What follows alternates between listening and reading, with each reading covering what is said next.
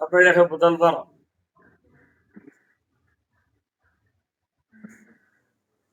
அவர்கள் திருச்சிக்கு பெருமை சேர்த்திருக்கிறார்கள். லால்குடி மக்கள் என்னை தேர்வு செய்யவில்லை என்று சொன்னாலும் முதல்வர் அவர்கள் தேர்வு செய்து ஒரு அமைச்சருக்கு நிகரான ஒரு வாரியத்தை தந்து என்னை பணியாற்ற அமர்த்தி இருக்கிறார். அவர்களுக்கு என் சார்பாக, எங்கள் திருச்சி மாவட்ட மண்டலி சார்பாக முதலில் நன்றியை தெரிவித்துக் கொள்கிறேன்.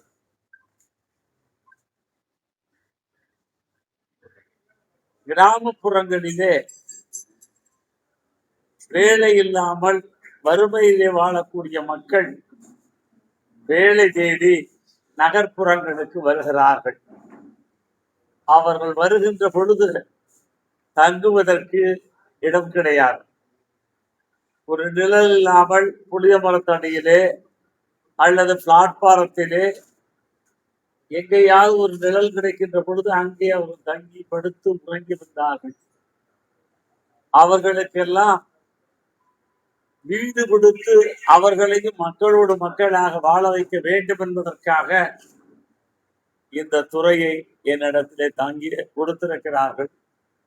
அதை அவருக்கு பேரும் புகழும் சேர்க்கக்கூடிய அளவில் இந்த துறையினுடைய செயல்பாடு இருக்கு. இந்த துறையினுடைய வீடுகளை பெறுவதற்கு தயவு செய்து யாரும் எவர் மூலமாகவும் விண்ணப்பிக்க வேண்டாம் என்று கேட்டுக்கொள்கிறேன். பயனாளிகளை கண்டறிவதற்கு மாவட்ட ஆட்சித்தலைவருடைய தலைமையிலே ஒரு குழு இருக்கிறது. விண்ணப்பித்தவர்கள் அந்த விண்ணப்ப மனுக்களை மின்னணு மூலமாக தகுதி படைத்தவரா என அறிந்து தேர்வு செய்து அவர்களுக்கு வழங்கப்படும். சில இடங்களிலே உடனடியாக ஒரு புதிய குடியிருப்புகளை அமர்த்துகின்ற பொழுது எங்களுக்கு வீடு கொடுங்கள் என்று கேட்கிறார்கள். இன்னொரு இடங்களிலே ஒரு குடியிருப்பு பல நாட்களுக்கு பல ஆண்டுகளுக்கு முன்னாலே கட்டப்பட்டிருந்தாலும் அவைகளை பராமரித்து மராமத்து செய்து அந்த வீடுகளை வழங்குகின்ற பொழுது முன்பு குடியிருந்தவர்களுக்கு முன்னுரிமை அடிப்படையிலே வழங்கப்படும் என்பதை புரிந்து கொள்ள வேண்டும். இது அறியாமல் சில பேர் சில இடங்களிலே பிரச்சனைகளை உருவாக்குகிறார்கள். அது தவிர்க்கப்பட வேண்டும். எத்தனை ஆயிரம் வீடுகள் வேண்டுமானாலும் கட்டித் தருவதற்கு துறை இருக்கிறது, அரசு இருக்கிறது. இது மத்திய மாநில அரசுகளின் பங்கிலே கட்டப்பட்டு வருகிறது. மத்திய அரசு தரக்கூடிய பணத்தை விட பல மடங்கு பணம் தமிழக அரசு தருகிறது. எனவே இது போன்ற செயல்களை தவிர்த்து நகர்ப்புறங்கள் பேரூராட்சி வரை இந்த திட்டங்கள் செயல்படுத்தப்பட்டு வருகிறது. எனவே திருச்சியிலும் பல்வேறு மாவட்டங்களிலும் இந்த துறை தன்னுடைய பணியை செய்து கொண்டு வருகிறது. விரைந்து முடிப்பதற்கு உரிய நடவடிக்கை எடுக்கப்படும்.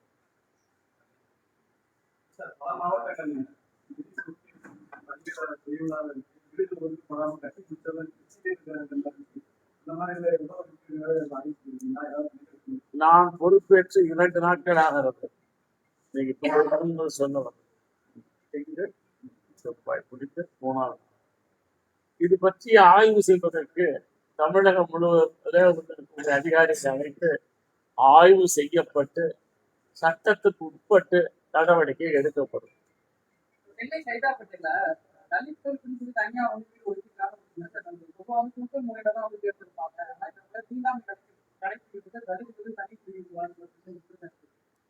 எந்த ஸ்டேட்ல?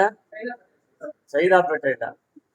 அப்படி எதுவுமே செய்யவில்லை. ஏன்னு சொன்னால் நான் இதுவரை யாருக்கு இப்பொழுது இந்த அரசு யாருக்கு ஒதுக்கீடு செய்யவில்லை. பல தவறுகளை செய்திருக்கிறார்கள் சென்னையிலே இருப்பவர்கள், அதிகாரிகள் அல்ல, ஆட்சியிலே இருந்தவர்கள். இன்னும் குறிப்பாக சொல்லுகிறேன், மக்களுடைய வாழ்வாதாரத்தை தேடி வந்த மக்களை அவர்களுக்கு தொழில் அமையாத இடத்திலே வீடுகளை கட்டி வைத்திருக்கிறார். இவைகளெல்லாம் களையப்படும்.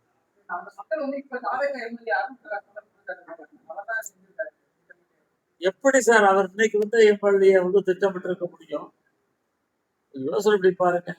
இந்த ஆட்சி பொறுப்பேற்று 25 நாட்கள் முடிந்து 27 இருக்கும். 27 நாட்கள்ல அவர் பதவியே அதுக்குள்ள எப்படி அவர் செஞ்சிருக்க முடியும்? பிரச பாக்குறதே இதுக்காகத்தான். இது பதவி பறிபோனவர்கள் ஆதங்கத்திலே மக்களை தூண்டிவிட்டுக் கொண்டிருக்கிறார்கள். ஏனென்று சொன்னால் எல்லா சட்டமன்றங்களிலும் இது போல வீடுகள் கட்டித்தரப்படும்.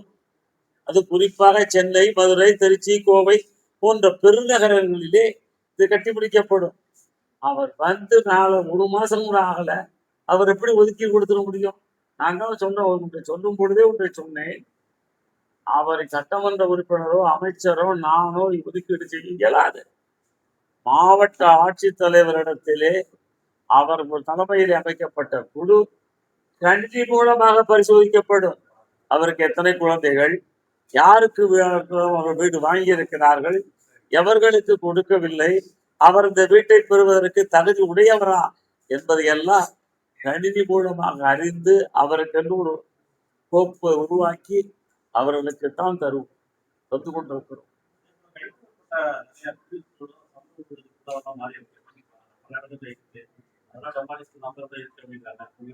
இல்ல, என் கவனத்துக்கு வந்திருக்குது, நான் இல்லைன்னு சொல்லல. சமூக விரோத கூடாரங்கள் எங்கே இருப்பதற்கும் இந்த அரசு இடமளிக்காது, யாராக இருந்தாலும் சரி. அதாவது ஒருவருக்கு பிழைப்பு வேண்டும், அந்த பிழைப்பு வீடு கட்டி இருக்கக்கூடிய பகுதியிலே அந்த பிழைப்பு ஒரு கிடைக்காமல் இருக்கலாம். எனவே அவர் அந்த இடத்தை வைத்திருக்கிறார்கள். அந்த இடங்கள் எங்கெங்கே கட்டப்பட்டிருக்கிறது, அப்படி கட்டப்பட்ட வீடுகளை முறைப்படி வறியவருக்கும் ஏழைகளுக்கும் குடி அமர்த்துவதற்கு வேண்டிய நடவடிக்கை எடுக்கும். சார், நீங்க வேளாண்துறை அமைச்சரெல்லாம் இருந்திருக்கீங்க. தமிழக விவசாயிகளுக்கு 50,000 ரூபாய் கடன் தள்ளுபடி இருக்கு. ஆனா அது கொடுத்த வாக்குறுதி வேற 5 ஏக்கர் உள்ளவர்களுக்கும் தள்ளுபடி அதாவது கொடுக்க வேண்டும் என்ற மனது என்னுடைய தளபதிகளுக்கு முன்னால் இருந்தவர்கள் துடைத்து கூட்டி அள்ளி கொண்டு போய்விட்டதனாலே நிதி பற்றாக்குறை. நிதி சீரடையும் பொழுது எல்லா கோரிக்கைகளும் நிறைவேற்றுவார்.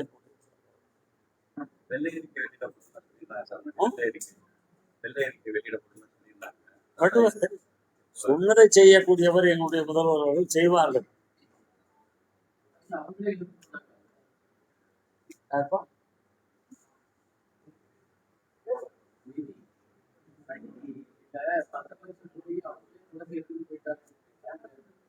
நான் என்ன சொல்கிறேன் என்று சொன்னால், இப்ப உதாரணத்துக்கு என்னுடைய துறையை மாற்றிக் கொள்ள வேண்டும். ஒவ்வொரு அரசாங்கம் தன்னுடைய ஆட்சி காலம் முடிந்து ஒவ்வொரு துறையிலும் இருப்பு வைத்திருப்பார்கள். என் துறையை பொறுத்த மட்டும் சொல்றேன், மற்றாலும் அவங்க சொல்லுவாங்க.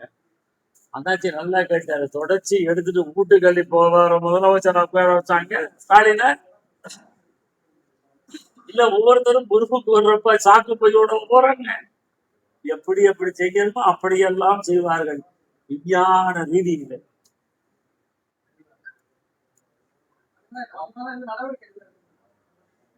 ஆய்வு செய்யப்படும்.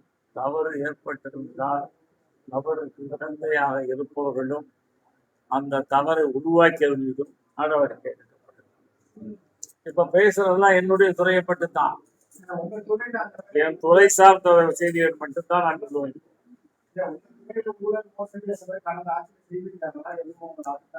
சார், இது போர்டு, இந்த போர்டுக்குன்னு பணம் இருக்கு, லாபகரமா பணம் இருந்தது. அந்த பணம் ஆட்சி மாறி இப்ப எங்கள் கையிலே இருக்கின்ற பொழுது கணக்கிலே குறைவாக இருக்கிறது என்பதை மட்டும் இப்பொழுது நான் சொல்லுகிறேன். அதை எப்படி சரி பண்ண முடியும்? நடந்த தவறுகளுக்கு, தவறை நடத்தியவர்களுக்கு நடவடிக்கை எடுக்கப்படும். இனி இது போன்ற தவறுகள் நடக்காமல் தடுக்கப்படும். கூட்டணி கட்சிகள்லாம் நிறைய கோரிக்கைகள்லாம் வைக்கிறாங்க. தலைமுறை பிசிக்கு எடுத்துக்கிட்டாங்க. ஏடிஜிபி ஏடிஜிபி லஞ்ச ஒழிப்புல போஸ்டிங் கொடுத்துருக்காங்க. பிசிக்கு பிரஷர் கொடுத்ததுனாலதான் போட்டாங்க. ஆளுகின்ற கட்சி மீது ஆசைப்படுகின்ற கட்சி குற்றச்சாட்டை சொல்லுவது வாடிக்கை. இந்த குற்றச்சாட்டுகளுக்கெல்லாம் நாங்கள் செவிசாய்க்க மாட்டோம். உண்மை இருந்தால் அது பற்றி விசாரணை நடத்தப்படும்.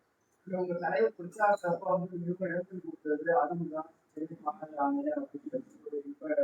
நிர்பந்தமாக ஆகவே சொல்லியிருக்காரு. நான் கேட்கிறேன் தம்பி கொஞ்சம் விளக்கப்பா சொல்லுங்க. நீங்க தேர்தல் பிரச்சாரத்தப்ப உங்க தலைவர் வந்து சென்னையில பிரச்சாரம் பண்ண போயிட்டாருன்னா எதிர்த்து சென்னை மாநகர காவல் ஆணையர் இருந்தாலும் அப்படி குற்றச்சாட்டு பண்ணியிருக்காங்க. இப்ப அவருக்கு லஞ்ச ஒழிப்புத்துறை இயக்குநராக சொல்லியிருக்கீங்க. இது எப்படி ஏன்னா ஆல்ரெடி வந்து திமுக முக்கியமான அமைச்சர்கள் மேலெல்லாம் வந்து வழக்கு இருக்கு. இதெல்லாம் நேர்மையா நடைபெறுமா கேள்விட்டாங்க. நேர்மையான அதிகாரிகள் தான் இந்த நாட்டை ஆள வேண்டும். நாமத்துவம் இருக்க வேண்டும். சில நேரங்களிலே உங்களை போன்ற சுட்டிக்காட்டுவதற்கு சில தவறு நடக்கலாம். ஆனால் எங்கள் முதல்வர் நன்றாக ஆய்வு செய்த பிறகுதான் அவர் புதிய பணியிலே அவர் அமர்த்தி இருக்கிறார். சார், குற்றச்சாட்டு சொல்லுவது என்பது குற்றம் நிரூபிக்கப்பட்டிருக்கிறதா? இது எல்லாத்துக்கும் பொருந்தும். எல்லாம் நீதிமன்றத்தில் கொண்டு போய் நீதிமன்றத்தை விசாரணை நடத்தி அந்த நீதிமன்றம் தண்டித்திருந்தால் நாங்கெல்லாம் வந்து குற்றச்சாட்டை மத்திய அரசாங்கம் சொன்ன பிறகு கூட எஃப்ஐஆர் கூட போடாது ஆட்சியெல்லாம் நீங்க பார்த்துருக்கீங்க. விஜய் பிரச்சாரத்துக்கு தவறு கிடையாது. ஏன் சார் நான் என்ன சொல்றேன் சார், இப்ப திருச்சியை வச்சுங்க சார், ஏன் சென்னை போறீங்க? முதல் அவர்கள் வேட்புமனு தாக்கல் செய்த பொழுது அவருக்கு முறையான பாதுகாப்பு வழங்க. இரண்டாவது முறை பிரச்சாரத்திற்கு பிறகு பாதுகாப்பு காவலர் எண்ணிக்கை குறைக்கப்பட்டது. என்ன பண்றது?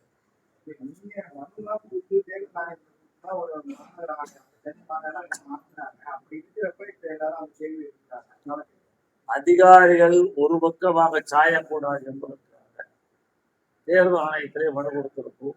அந்த மனு நடவடிக்கை எடுத்திருப்பார்கள்.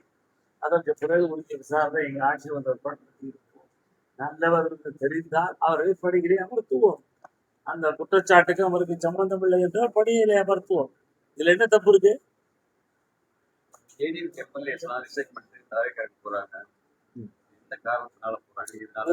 அப்படி நல்ல கேள்விதான் கேட்குறீங்க.